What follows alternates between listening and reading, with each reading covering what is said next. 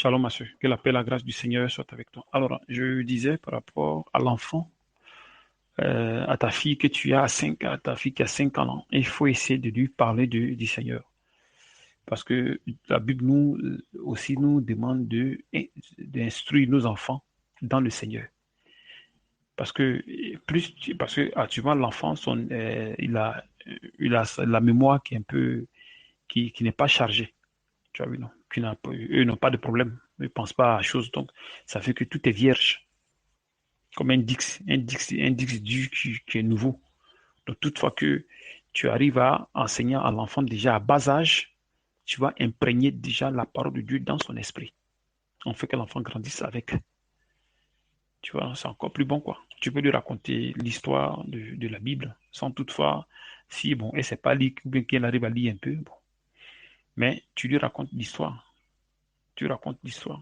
Tu racontes, tu sais lui que non, ça c'est pas bon, ça c'est bon, ça c'est pas bon, ça c'est bon. Tu lui fais faire les gènes, comment il faut prier, des petits mots. Tu peux lui enseigner, bon, en fonction de ce qu'elle sait prononcer, comme elle a 5 ans. Donc, par rapport à sa capacité de truc, tu sais de lui parler du Seigneur, quoi. Tu lui racontes les histoires de la Bible, ce que tu sais. Donc, il faut d'abord lire, et comme ça, bon. Avec ta petite connaissance, tu lui apportes ce que tu peux lui apporter, quoi, jusqu'à ce que l'enfant arrive à comprendre certaines choses de la Bible. Tu vois, non? Quand nous disons ici Somme 78, 3, on dit ce que nous avons entendu, ce que nous savons, ce que nos pères nous ont raconté. Nous ne le cacherons point à leurs enfants. Nous dirons à la génération future les louanges de l'Éternel et sa puissance et les prodiges qu'il a opérés. Donc ceux-là, ils ont raconté et d'autres aussi ont raconté à leurs enfants jusqu'à ce que les gens arrivent à connaître euh, ce que Dieu a fait et ce qu'il est et comment il faut le suivre, afin que les personnes soient fidèles pour ne pas qu'ils arrivent à se détourner. Parce que si tu ne connais pas Dieu, tu vas te détourner, tu vas aller dans le mal. Pourtant qu'à base, déjà, si on sait de formater ton esprit dans la parole de Dieu, tu grandis avec. Donc tu grandis avec la sagesse de Dieu et non plus avec la sagesse des hommes. Mais tu grandis avec la sagesse de Dieu. Donc si tu n'as pas eu soit cette opportunité d'être enseigné par tes parents, qu'aujourd'hui Dieu te permet non d'abord de le connaître de la bonne façon, et donc à partir de là, au moins tu fais connaître aussi à tes enfants. Tu vois, non? Il y a d'autres qui n'ont pas connu ça. Ils n'ont pas connu ces trucs comment dirais-je, instruire l'enfant dans la voie du Seigneur. Non. D'autres n'ont pas connu ces choses-là. Mais si aujourd'hui, tu arrives à connaître, et il faut que l'enfant profite de ce que tu choses. Là, au moins, c'est bon. Sinon, si ce n'est pas le cas, là, c'est difficile. Quand nous disons Proverbe 22, verset 6, il dit instruis l'enfant selon la voie qu'il doit suivre. Et quand il sera vieux, il ne s'en détournera pas. Donc, si tu l'instruis dans la voie de Dieu, l'enfant ne peut pas se détourner. L'enfant va suivre ce que tu lui dis parce que tu as imprégné ça dans son esprit, sur son cœur. Donc, il va connaître ces choses-là et grandir avec. La chose, c'est que vous savez que les enfants, il y a d'autres comme les enfants sont un peu têtus, là, ils font toujours le contraire de ce qui est normal. Donc, toute fois que tu enseignes les choses, il faut aussi faire attention pour ne pas que tu t'élites contre l'enfant, tu te fâches contre l'enfant, parce que soit tu n'as pas appris, il n'a pas vu d'apprendre ça, non. C'est-à-dire que tu vas de manière progressive avec l'enfant, pour que tu lui apprennes au moins les choses de Dieu, comment il faut prier. Tu peux lui dire quelques mots, tu peux lui donner quelques mots par rapport à sa compréhension, mais sa manière de choses. Moi, comme ça, qu'est-ce que j'ai dit à ma fille de 5 ans? Qu'est-ce que je lui dis? Quand elle veut manger, je lui dis, Papa Jésus, merci, puis Amen. Bon, c'est tout ce qu'elle sait, elle peut connaître, puisqu'elle ne parle pas bien. Donc, à force de répéter, répéter, répéter, ça commence à se prendre dans le cœur de l'enfant. Donc, toutefois qu'il voit la nourriture nette, allez, il commence. L'enfant s'abaisse et il dit, Papa Jésus, merci, Amen. Puis l'enfant commence à manger. Tu vois. Moi, ma fille de 5 ans, c'est ce qu'elle fait. Et quand elle veut dormir aussi, Papa Jésus, pardonne-moi mes péchés. Amen. Puis elle dort. Tu as vu? Donc, des petits trucs, tu lui apprends ça. Même les jeunes, elle est jeune. Ma fille de 5 ans jeune. Elle fait de 6 heures à 14 heures. Au début, elle a commencé à pleurer, mais un peu, un peu. Elle a compris que quand elle veut manger, quand tu as le jeûne, elle pleure un peu, puis elle laisse. Tu as vu? Donc, je peux prendre 1 jour, 2 jours, 3 jours par semaine de jeûne. Tu vois? Parce que tout ça, le Seigneur nous apprend. Il veut qu'on apprenne ces trucs aux enfants. Parce qu'on ne sait pas ce qui peut arriver. S'il peut arriver une famine, mais ça arrive quelque chose. Mais si peut-être c'est seul l'enfant a déjà l'habitude de gêner. Donc, même s'il n'a pas mangé un jour, l'enfant peut tenir. Mais si l'enfant n'a jamais fait, et ça devient un pétard, ça va créer des problèmes. Tu as vu? Plus l'enfant jeune, il commence à grandir dans les trucs durs. Sur le côté de l'accoutrement, sa manière de s'habiller, comment, la manière de parler avec l'enfant, avec respect, machin. Donc, quand c'est comme ça, l'enfant grandit dans cet aspect-là d'amour du Christ, les instructions du Christ. Tu vois. Quand nous lisons ici, Genèse 18, 18, Abraham deviendra certainement une nation grande et puissante, et en lui sera bénie toutes les nations de la terre, car je l'ai choisi, afin qu'il ordonne à ses fils et à sa maison, après lui, de garder la voie de l'Éternel, en pratiquant la droiture et la justice, et qu'ainsi l'Éternel accomplisse en faveur d'Abraham les promesses qu'il lui a faites. Et l'Éternel dit, le cri contre Sodome et Gomorrhe s'est accru, et leur péché est énorme. Donc, si tu instruis l'enfant dans la voie de Dieu, bon, il n'aura pas de problème de s'égarer pour aller commettre du n'importe quoi. Non, non. Tu racontes cela à l'enfant. Si l'enfant ne peut pas lire, donc tu racontes à l'enfant. Raconte à l'enfant, mais avec pas hériter l'enfant. Pas dans la violence, pas dans la chose, dans la force, non. C'est pas ça. Puisque l'écriture, pour comprendre, pour que vous arrivez même à venir ici, vous avez fait des trucs jusqu'à maintenant, là, vous êtes venu, mais vous voyez que vous êtes venu avec calme et vous voyez qu'on vous enseigne avec calme. Et on vous fait grandir dans la connaissance de la parole avec calme. On ne vous presse pas pour dire que non, puisque tu ne connais pas ça, machin, non. Parce que nous savons que l'être humain, ça dit que la connaissance de l'homme ne peut pas marcher dans la volonté de Dieu. Pour connaître ces choses, non. Il faut que Dieu te dispose le cœur. Donc, quand l'enfant te dérange, que tu lui fais montrer que certains trucs, puis il veut faire sa tête, parce que forcément, l'enfant, c'est ça. Il veut faire les choses par lui-même. Tu vois, non? Mais avec le temps, un peu, tu vois, imprégner ça dans le cœur de l'enfant jusqu'à ce que l'enfant arrive à comprendre que non, non, non. Là, ce n'est plus chose, mais c'est comme ça. Et l'enfant va chose. Quand les hommes de Deutéronome 4, 9, seulement prends garde à toi et veille attentivement sur ton âme tous les jours de ta vie, de peur que tu n'oublies les choses que les yeux ont vues et qu'elles ne sortent de ton cœur. Enseigne-les à tes enfants et aux enfants de tes enfants. Tu as vu? Donc, en enseignant ces choses aux enfants et aux enfants de tes enfants, ça veut dire que ils grandissent dans l'instruction de Dieu. Tu vois? Donc, l'enfant va garder tout ça, il va garder pour ne pas qu'il s'en détourne. Parce que s'il s'est détourné, il va aller toucher à des esprits et ça va l'entraîner dans certains domaines, dans certaines choses qui ne sont pas bien devant Dieu. Donc, du coup, tu vas voir que l'enfant va s'éloigner des choses de Dieu et s'attacher aux choses du monde. Bon, aujourd'hui, c'est ce que nous voyons aujourd'hui à nos enfants. Comment nos enfants se retrouvent aujourd'hui? Dans la poubelle. Le comportement qui n'est pas ça. Les enfants sont influencés par d'autres enfants par rapport à leur comportement. Et aussi le modernisme que nous voyons aujourd'hui, qui qui gèrent même les hommes. Si ça gère même les plus grandes personnes, ce ne sont pas les enfants qui ne savent pas gérer. Donc, pour ne pas que le truc soit ait un impact sur la vie de l'enfant, bon, tu l'instruis dans la parole de Dieu. C'est donc que Dieu a dit. Tu l'instruis quelque chose, le contraire, c'est une malédiction. Donc, puisque beaucoup d'entre vous et nous, on n'a pas eu cette instruction-là de nos parents, et si aujourd'hui on a eu la chance de le faire, transmettre ce que Dieu nous a enseigné, je pense que c'est une bonne chose.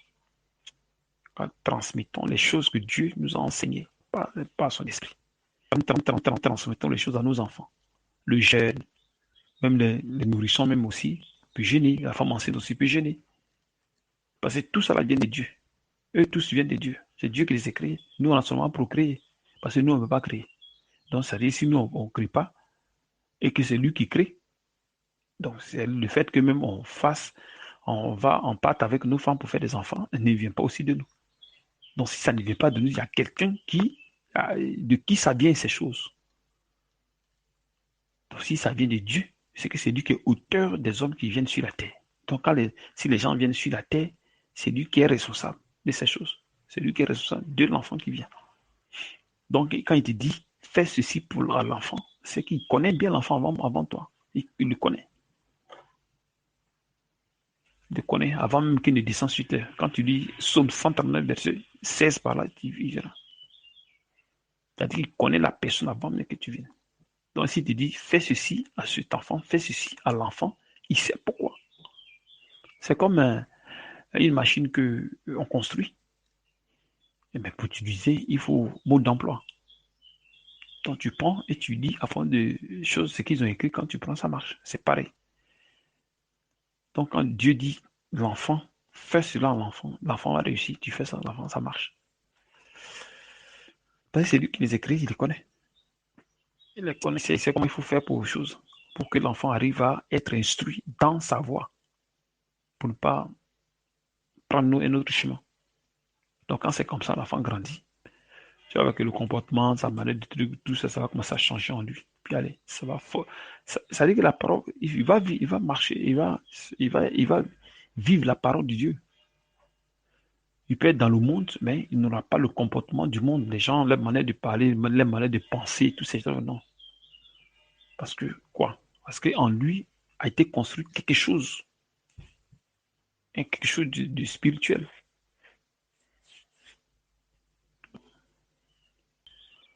Quand nous lisons 2 Timothée 3, verset 12, or, tous ceux qui veulent vivre pieusement en Christ seront persécutés. On nous prévient déjà. On nous prévient qu'on sera persécuté. Verset 13, mais les hommes méchants et imposteurs avanceront toujours plus dans le mal, égarant les autres et égarés eux-mêmes.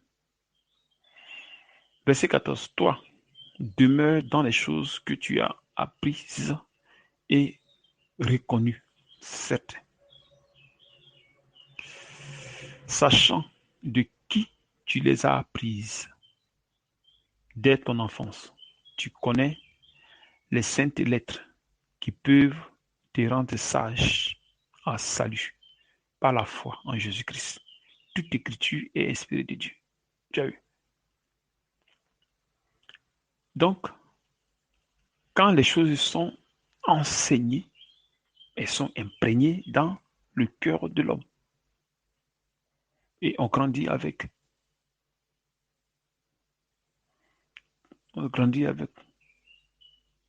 Donc, ça te fait demeurer dans la parole de Dieu. Donc, ça fait demeurer l'enfant dans la parole. Forcément, il n'y a rien à faire. Ça va faire demeurer l'enfant dans la parole.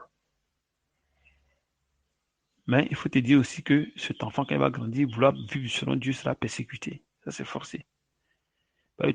Toute personne qui touche déjà à la vérité dans ce monde a des persécutions. Ça, c'est ce que Dieu a mis. Beaucoup ne comprennent pas pourquoi on est persécuté. Non, mais si on n'est pas persécuté, est-ce que tu pourras aller sur Dieu? Tu ne pourras pas. Une personne qui dort bien, qui a tout l'argent du monde, est-ce qu'il pense à Dieu? Il ne pense pas à Dieu, ça, c'est pas son problème. Mais Dieu veut qu'on pense à lui. Donc, il faut qu'on nous persécute pour qu'on arrive à se rappeler de lui. C'est pour ça qu'il nous amène la famine, les problèmes, toutes ces choses-là, pour qu'on soit toujours auprès de lui. Toujours. Donc, plus on a attaché à la parole, il nous persécute. Donc, ça fait que, bon, ça devient pour nous maintenant un quotidien. Donc, la persécution ne nous dit plus rien. Mais ça nous permet d'être toujours attaché à Dieu. Mais s'il n'y a pas de persécution, qu'on a une belle vie, qu'on dort bien, on mange bien, on rote bien, ça ne sera pas bon. C'est un truc que Satan nous fait comprendre qu'il n'y a rien, machin, machin, mais attention, il ne faut pas t'amuser. Tu t'as présenté, tu vas te mettre dans le problème. L'ennemi va te blaguer cadeau. Quand les gens de Deutéronome 6, 5, tu aimeras l'Éternel ton Dieu de tout ton cœur, de toute ton âme et de toute ta force. Et ces commandements que je te donne aujourd'hui seront dans ton cœur. Tu les inculqueras à tes enfants et tu en parleras quand tu seras dans ta maison. Mais quand tu iras en voyage, quand tu te coucheras et quand tu te lèveras, tu les liras comme un signe sur les mains et ils seront comme des photos entre tes yeux. De frotons entre les yeux. Verset 9. Tu les écriras sur les poteaux de ta maison et sur les portes. Donc, à force de... C'est-à-dire que pour que tu arrives comment dirais-je, à ce que l'enfant arrive à marcher dans cette voie, il faut apprendre ça à l'enfant. C'est-à-dire que ça dépendra maintenant de son âge. Quand ça est dans l'esprit de l'enfant, bon, l'enfant n'a pas de problème. Parce qu'ils ont encore la mémoire qui est vierge. Donc, ils peuvent vraiment apprendre beaucoup de choses. Parce que l'enfant apprend beaucoup. Quand tu dis un truc à l'enfant, tu arrives dans un temps, il va te répéter la même chose. Même si toi, tu as oublié, l'enfant n'a pas oublié. L'enfant, il va te rappeler de ce que tu lui as dit. Il te rappelle de ça. Et maintenant, pour le jeune, qu'est-ce que nous disons ici dans Joël 2? Sonner la trompette du Sion. Publier un jeûne, une convocation solennelle. Assembler le peuple. Former une sainte réunion. Assembler les vieillards. Assembler les enfants. Même les nourrissons tu vois, non, de la mamelle. Même les nourrissons. Donc, ça veut dire qu'il y a un jeûne qui est fait. Même les nourrissons. Tout le monde doit jeûner. Tout le monde doit gêner. Même les nourrissons. Femmes enceintes, tout doit gêner. Mais le jeûne, si vous faites gêner les enfants, il faudrait que ça soit conduit par l'Esprit du Seigneur, l'Esprit de Dieu, pour qu'il puisse vous aider. Voilà. Donc, ne vous inquiétez pas pour l'enfant. Faites gêner l'enfant. Racontez l'histoire de la Bible à l'enfant. Faites-lui apprendre à lire, comment dirais-je, à prier avant de manger et avant qu'il ne se couche. Et quand il se réveille, toutes ces choses, quand tu apprends ça à l'enfant, ça reste dans le cœur de l'enfant et l'enfant s'y habitue. Mais si ce n'est pas le cas, bon, vous sera difficile. L'enfant va prendre les désirs du monde et c'est fini. Il ne pourra pas prendre ce qui est de Dieu, mais ce qui est du monde. C'est ce que l'enfant va prendre. Donc, il faut lui apprendre à jeûner. Tu peux faire de 6h à 11h, ou peut-être à midi, ou bien à 14h. Au fil du temps, un peu, et l'enfant va s'habituer à ces choses. Ça va rester dans son cœur. Sinon, si ce n'est pas le cas, il sera extrêmement difficile. Parce qu'avec le monde où nous vivons maintenant, bon, si on ne peut pas instruire les enfants dans la parole du Seigneur, je pense que nous-mêmes aussi, on fait fausse route. Et quand c'est comme ça va passer. Dieu va il va nous demander cela. Hein. Et il va nous demander, je t'ai laissé l'enfant, qu'est-ce que tu as avec l'enfant? Parce qu'il a dit, il faut l'instruire. Instruisez vos enfants dans la voie de Dieu. Et si tu ne l'as pas fait, c'est toi qui vas répondre devant le Seigneur. Donc, c'était un peu le petit enseignement. Que Dieu vous bénisse et qu'il vous fortifie.